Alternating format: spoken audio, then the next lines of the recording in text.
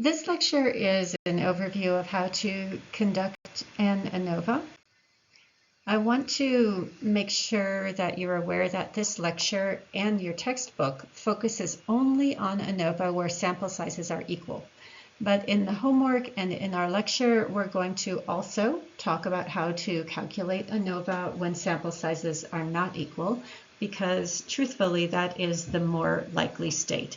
But in this lecture, we're only focusing on equal sample sizes.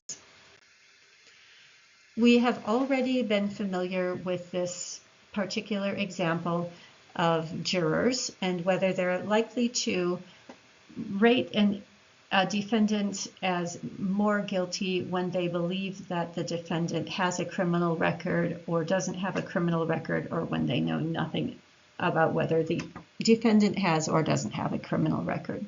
So this case is the same example we used in the first lecture.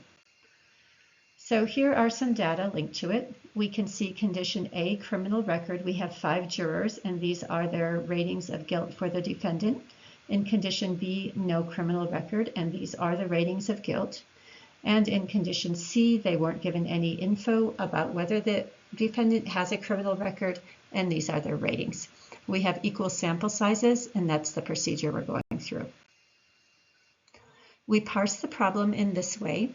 Population 1, we just define as jurors who saw that the defendant had a criminal record. Population 2, jurors who saw the defendant had no criminal record. And population 3, jurors who saw nothing about the defendant's criminal record. The dependent variable is ratings of guilt, and the tails of the distribution in the ANOVA will always be one-tailed high. That's because 0 is the very lowest score you can get. We have a skewed distribution, and we're always looking for a sample score in the upper tail. We can state the research hypothesis as population means are not equal, and the null hypothesis as population means are equal. In steps 2 through 5, we'll go over a quick rundown of it. In step 2, we describe the comparison distribution, and we just describe it in terms of the shape of the distribution, which is an F distribution, and that shape is dependent on degrees of freedom. So we include DF between and DF within, where DF between is the number of groups minus 1, and DF within is the degrees of freedom for each group, or the number in each group minus 1, the number in group 2 minus 1, and the number in each group minus 1. We can also get this calculation of DF within by just counting the total number of individuals in the sample and subtracting the number of groups. Then we look up the cutoff point, and for this example that we've been going through with the jurors, we would be looking up alpha 0.05 and entering degrees of freedom in 2 and 12. 2 is the number of groups minus 1. We had 3 groups minus 1. 12, we had 15 individuals minus the 3 groups. That's where we get the 12. When we put it into this tool, the same tool that we've been using for our t-tests, we discover that the cutoff point is 3.89. We would mark it here, and this region in the tail would be the reject region. In step 4, we're going to calculate the sample F ratio as F equals MS between divided by MS within. We'll go over that example for equal sample sizes on the next slides. And on step 5, we decide and conclude if the F value is greater than F alpha, we reject the null. So it's a pretty simple comparison here.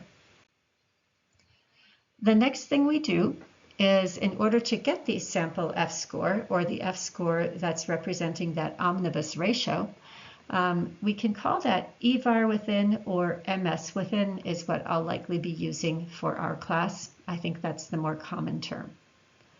So when all groups have equal sample size, all we have to do is go through our normal process calculating sum of squares and EVAR for each group, just like we did in the independent samples t-test. And then for our MS within, we just add up those EVARs that we calculated and divide it by the number of groups. So we're just taking the average of those estimated variances. When we have unequal sample size, we use more of a pooled process. We don't call it that, but that is in essence what we're going to do. We're going to weight the EVARs according to the proportions represented by their degrees of freedom. And we'll go through that process in the demos. This is what the data might look like then. We would have the scores for these jurors. We have our N and degrees of freedom here. Here's our mean. We calculate our deviations. We square our deviations and sum them up for our sum of squares. Then we calculate our estimated variance by taking sum of squares divided by DF.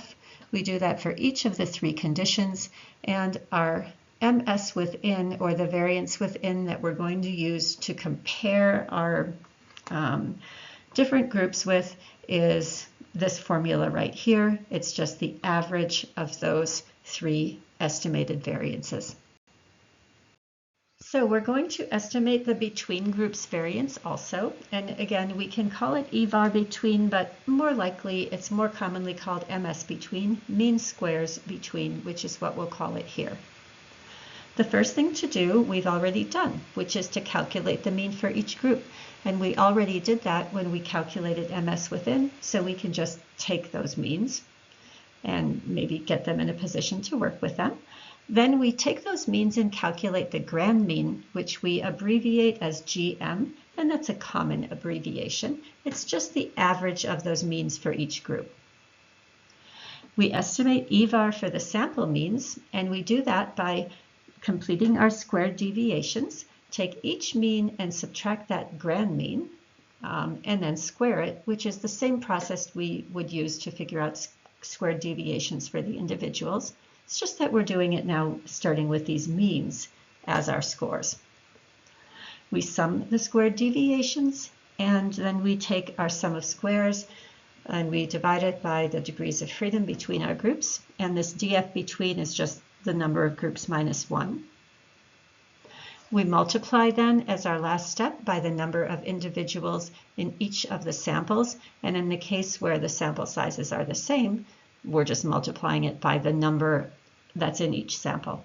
So MS between, which is what we're finally looking for, is EVAR times N, and that's a lowercase n because it represents the number of individuals in each group, as opposed to the entire number of individuals in the sample, in which case we'd use an uppercase N. So the last step then is to calculate the F ratio. This is an example of how we have found the between groups variance, and the last step then is that F ratio. So this is what those calculations look like. You can see here for our juror study, we've taken the means for the 3 jury conditions. That is to say, those who think she has a criminal record, those who think she has no criminal record, and those who don't know anything about her criminal record. We take each score and we subtract this grand mean. We square those deviations to get our sum of squares. We get our EVAR by dividing our sum of squares by DF between, our number of groups minus 1, and then we take EVAR times N in order to get the MS between, which will be the numerator in our formula. And this is what our formula will look like in the end. There's MS between, this 21.6667. MS within, we calculated earlier and got 5.3333.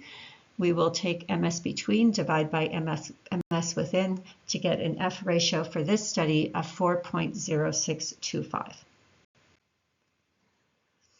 Our last step is to decide and conclude. Our F score, 4.06, is right here, and it does fall in that reject region. So we make the decision to reject the null hypothesis.